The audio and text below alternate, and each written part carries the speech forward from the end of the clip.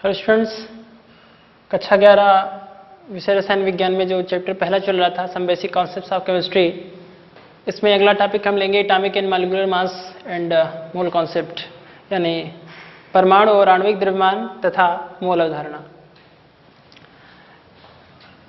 इस टॉपिक में सबसे पहले परमाणु द्रव्यमान या परमाणुविक द्रव्यमान क्या होता है हम जानेंगे।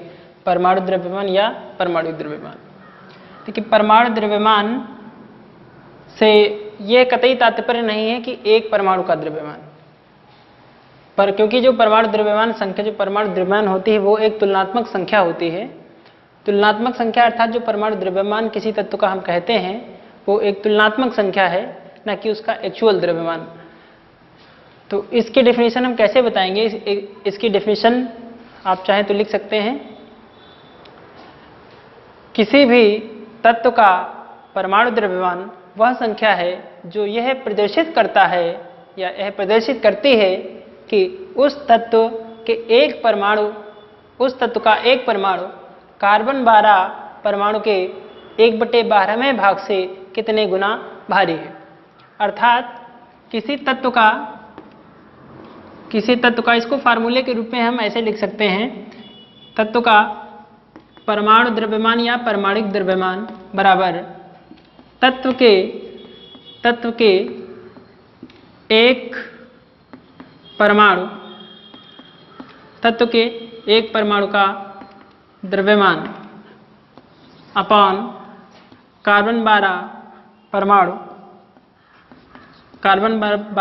के 1/12वें भाग का द्रव्यमान।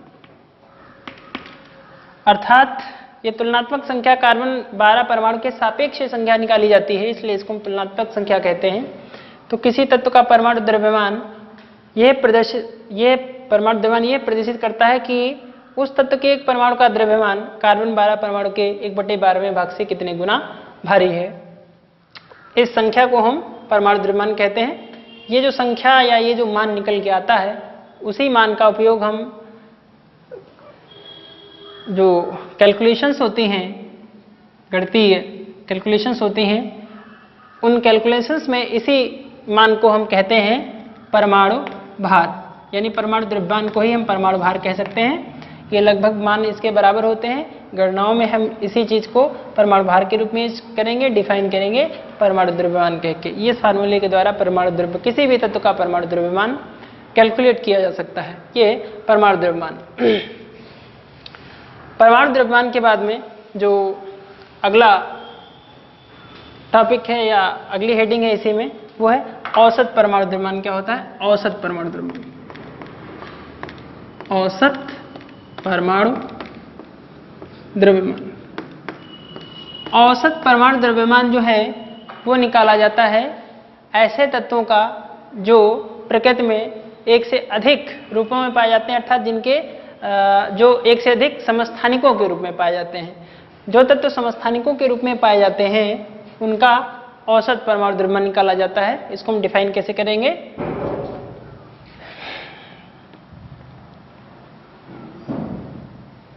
किसी तत्व के समस्थानिकों के परमाणु द्रव्यमानों का औसत, किसी तत्व के समस्थानिकों के परमाणु द्रव्यमानों का औसत उस तत्व का औसत परमाणु द्रव्यमान कहलाता है। उदाहरण इसका है, एग्जाम्पल जैसे हम देखते हैं कि जो कार्बन 12 है, कार्बन 12, इसको हम कार्बन 12 क्यों लिखते हैं? क्योंकि कार्बन भी 3 समस्थानिकों के रूप में पाया जाता है, कार्बन 12, कार्बन 13, कार्बन 14। इसी तरह से क्लोरीन जो है वो 2 समस्थानिकों के रूप में पाई जाती है, क्लोरीन 35 और दूसरा क्लोरीन 37। क्लोरीन के भी 2 समस्थानिक हैं। तो उदाहरण अगर हम क्लोरीन का ही ले लें तो क्लोरीन जो है प्रकृति में 3:1 अनुपात में पाई जाती है। अर्थात इसका अगर हम औसत द्रव्यमान निकालेंगे, average atomic mass, average atomic इसका मास निकालेंगे तो 2 समस्थानिक 3:1 के रूप में पाए जाते हैं। तो इसका एक का परमाणु द्रव्यमान 35 जो 3 अनुपात में पाई जाती है, दूसरे का परमाणु द्रव्यमान 37 जो 1 अनुपात में पाई जाती है।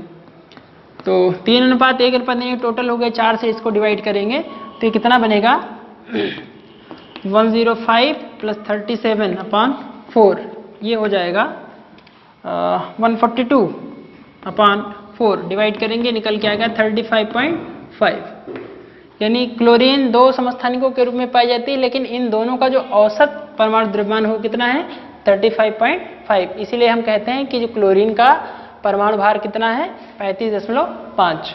ये इस तरह से किसी भी तत्व का जो है औसत परमाणु द्रव्यमान निकाल सकते हैं। औसत परमाणु द्रव्यमान के बाद में हम देखते हैं ग्राम परमाणु द्रव्यमान क्या होता है। किसी भी तत्व का ग्राम परमाणु द्रव्यमान, ग्राम परमाणु द्रव्यमान, ग्राम परमाणु द्रव्यमान सीधे सीधे किसी भी तत्व के परमाणु द्रव्यमान को यदि ग्राम में व्यक्त किया जाए तो वह मात्रा ग्राम परमाणु द्रव्यमान कहलाती है। किसी भी तत्व के परमाणु द्रव्यमान को यदि ग्राम में व्यक्त किया जाए तो वह मात्रा ग्राम परमाणु द्रव्यमान कहलाती है। और जो ग्राम परमाणु द्रव्यमान होती है यह एक निश्चित संख्या होती है। इतने द्रव्यमान में किसी भी तत्व के 1 ग्राम परमाणु द्रव्यमान में, किसी तत्व के 1 ग्राम परमाणु द्रव्यमान में जो कण होते हैं उन कणों की संख्या निश्चित होती है। वो कण कितने होते हैं? वो कण होते हैं 6.022 इंटू 10⁻23। किसी भी तत्व के 1 ग्राम परमाणु द्रव्यमान में इतने कण उपस्थित होते हैं, या कह लीजिए इतने परमाणु उपस्थित होते हैं। तो किसी भी तत्व के 1 ग्राम परमाणु द्रव्यमान में जो कणों की संख्या है वो निश्चित होती है। अब ये कहा जाए 2 ग्राम परमाणु में कितने होंगे तो जस्ट इसका डबल कर देंगे। ये हैं स्थितियां। तो ग्राम परमाणु द्रव्यमान भी हम ऐसे निकाल लेंगे। इसके बाद में ग्राम परमाणु द्रव्यमान के बाद में आणविक द्रव्यमान क्या होता है हम देखेंगे। आणविक द्रव्यमान, आणविक द्रव्यमान, आणविक द्रव्यमान को हम कहते हैं आणविक द्रव्यमान या अणुक द्रव्यमान। इसी को हम अणुभार भी कह सकते हैं। ये क्या होता है क्या कैसे इसको हम डिफाइन करेंगे आणविक द्रव्यमान को। आणविक द्रव्यमान वह संख्या है जो यह प्रदर्शित करती है किसी पदार्थ के किसी पदार्थ का एक अणु कार्बन 12 समस्थानिक के 1/12वें भाग से कितने गुना भारी है। इसको भी अगर हम फॉर्मलाइज करें तो ऐसे लिख सकते हैं किसी पदार्थ का या यौगिक का आणविक द्रव्यमान बराबर पदार्थ के एक अणु का द्रव्यमान, पदार्थ के एक अणु का द्रव्यमान अपान कार्बन 12 समस्थानिक या कार्बन 12 परमाणु के 1/12वें भाग का द्रव्यमान, 1/12वें भाग का द्रव्यमान। अच्छा, एक चीज यहाँ आप ये भी क्वेश्चन कर सकते हैं कि कार्बन परमाणु के 1/12वें का भाग का द्रव्यमान हमको अगर यहाँ पे चाहिए तो कार्बन परमाणु का द्रव्यमान कितना होगा। जब कार्बन परमाणु का द्रव्यमान पता होगा तभी तो उसके 1/12वें भाग का हम द्रव्यमान निकाल सकते हैं। तो कार्बन परमाणु का द्रव्यमान एक निश्चित संख्या होती है, वो आप नोट कर सकते हैं। कार्बन 12 परमाणु का जो एक कार्बन 12 परमाणु का जो द्रव्यमान होता है वो होता है 1.9926 इंटू 10⁻23 माइनस में इतने ग्राम। कार्बन 12 के एक परमाणु का द्रव्यमान होता है 1.9926 × 10⁻23 ग्राम। इतने ग्राम होता है एक परमाणु का द्रव्यमान। इसका 1/12 भाग कर दीजिए और ऊपर पदार्थ के एक अणु का द्रव्यमान रख दीजिए। जितना होगा उसको हम कहेंगे पदार्थ का आणविक द्रव्यमान। ये है, यहाँ से हम इसको कैलकुलेट कर लेंगे। इसके बाद हमें देखना है कि जो ग्राम आणविक द्रव्यमान है वो क्या होता है। ग्राम आणविक द्रव्यमान, परमाणुक द्रव्यमान की बात है, ग्राम आणविक द्रव्यमान निकाल लेंगे। किसी भी पदार्थ के आणविक द्रव्यमान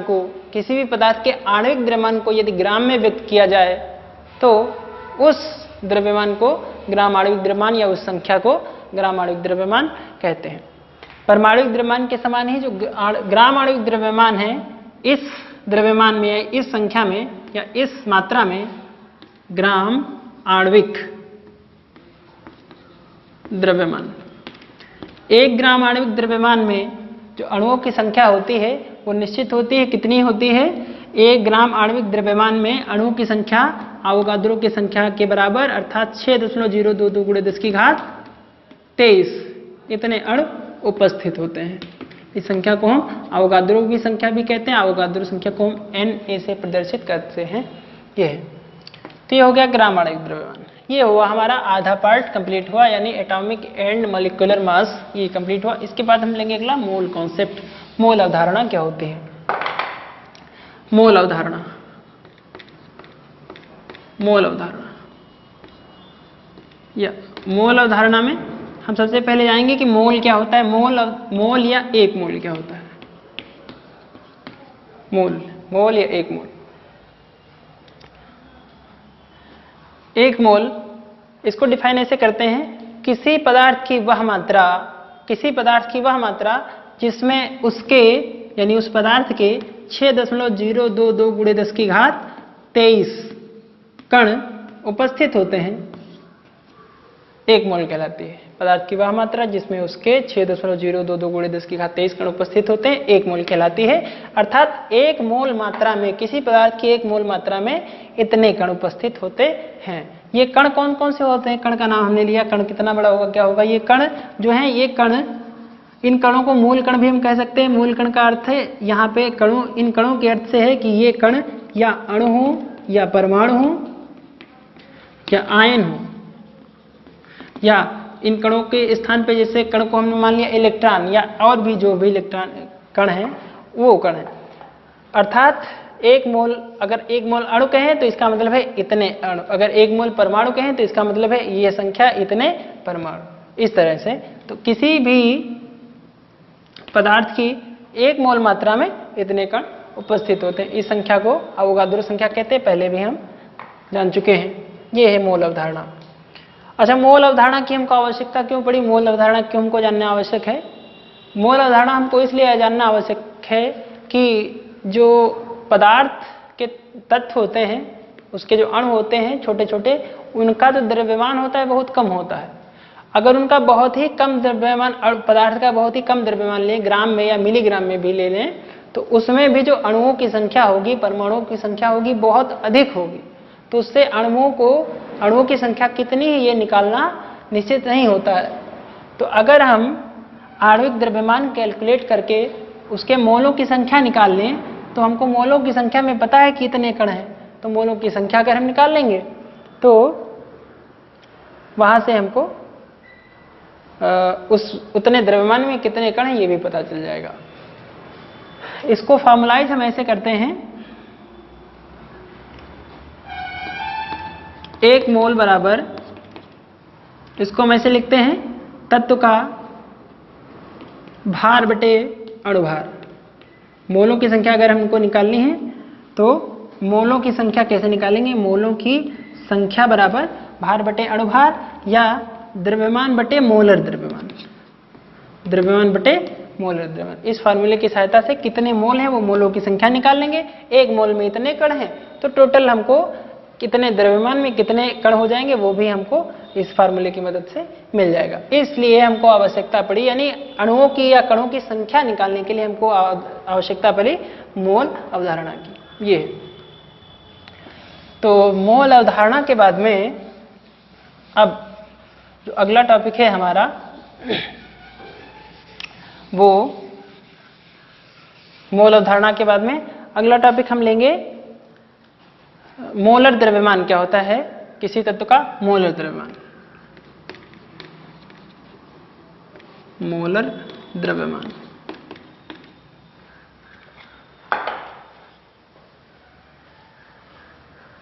मोलर द्रव्यमान क्या होता है?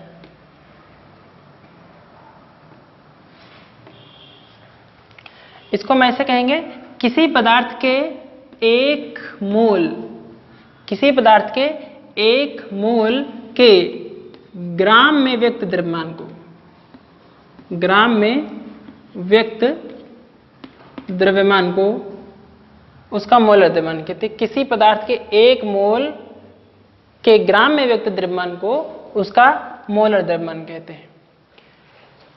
ये जो मोलर द्रव्यमान है इसी को हम परमाणविक द्रव्यमान, इसी को परमाणविक द्रव्यमान या इसी को हम आणविक द्रव्यमान या इसी को हम अणुक द्रव्यमान, इसी को हम कहते हैं आणविक द्रव्यमान या परमाणुविक द्रव्यमान या अणुक द्रव्यमान कहते हैं। आणविक द्रव्यमान को गणनाओं में हम अणुभार नाम से, परमाणुविक द्रव्यमान को हम गणनाओं में परमाणु भार नाम से जानते हैं, आणविक द्रव्यमान को गणनाओं में हम अणुभार नाम से जानते हैं। ये तो जो मोलर द्रव्यमान है तो अणुभार के स्थान पर भी हम मोलर द्रव्यमान का शब्द उपयोग कर सकते हैं, परमाणु द्रव्यमान के स्थान पर भी हम मोलर द्रव्यमान शब्द को उपयोग कर सकते हैं। ये है मोलर द्रव्यमान। इसके बाद में मोलर द्रव्यमान के बाद में जो अगला टॉपिक है तो मोलर आयतन क्या होता है। मोलर आयतन, मोलर द्रव्यमान के बाद मोलर आयतन। मोलर आयतन किसी पदार्थ के एक मोल द्वारा घेरे गए आयतन को मोलर आयतन कहते हैं। किसी पदार्थ के एक मोल के द्वारा घेरे गए आयतन को मोलर आयतन कहते हैं। मोलर आयतन को हम Vm से प्रदर्शित करते हैं। मोलर वॉल्यूम, मोलर आयतन इसको कहते हैं। इसका जो मात्रक है वो लीटर प्रति मोल या ml प्रति मोल, लीटर प्रति मोल या ml प्रति मोल होता है इसका मात्रक। ये जो मोलर द्रव्यमान होता है ये ताप और दाब पर निर्भर करता है। जो मोलर द्रव्यमान है वो ताप और दाब पर निर्भर करता है। सामान्य ताप दाब पर, सामान्य ताप व सामान्य ताप और दाब पर जो गैसीय पदार्थ है, गैसीय पदार्थों की बात हो रही है। सामान्य ताप और दाब पर जो गैसीय पदार्थ है तो गैसीय पदार्थों का जो एक मोल है वो 22.4 लीटर आयतन घेरता है। सामान्य ताप दाब पर जो गैसीय पदार्थों का एक मोल 22.4 लीटर आयतन घेरता है, अर्थात सामान्य ताप दाब पर गैसीय पदार्थों के एक मोल का आयतन 22.4 लीटर, या कह लें हम सीधे सामान्य ताप दाब पर गैसीय पदार्थों का मोलर आयतन 22.4 लीटर होता है। ये हो गया मोलर आयतन। इसके बाद में अगला है प्रतिशत संघटन क्या होता है। प्रतिशत संघटन, प्रतिशत संघटन, प्रतिशत संघटन हमको कैसे निकालना है देखते हैं जरा सा। प्रतिशत संघटन,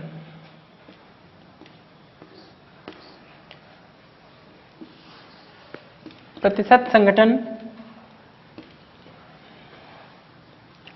इसको इस फार्मूले के द्वारा हम निकाल सकते हैं। तत्व की यौगिक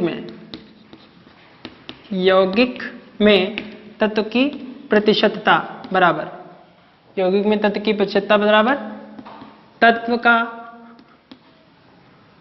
मोलर द्रव्यमान, तत्व का मोलर द्रव्यमान बटे यौगिक का मोलर द्रव्यमान इंटू 100। तत्व का मोलर द्रव्यमान इंटू यौगिक का मोलर द्रव्यमान, तत्व का मोलर द्रव्यमान अपान यौगिक का मोलर द्रव्यमान इंटू 100। इस फार्मूले की सहायता से हम किसी भी तत्व का प्रतिशत संघटन निकाल सकते हैं। जब आपको कैलकुलेशंस हम करवाएंगे तभी प्रतिशत संघटन कैसे निकाला जाता है वो हम तब सिखाएंगे। फिलहाल इस वीडियो में इतना ही। ये वीडियो यहीं पे कंप्लीट होता है और अगली वीडियो में हम जानेंगे स्टोइकियोमेट्री के बारे में, और इसको पढ़िए, आप नोट्स इसके तैयार कर लीजिए, फिर कैलकुलेशंस आगे कराइए। थैंक्स।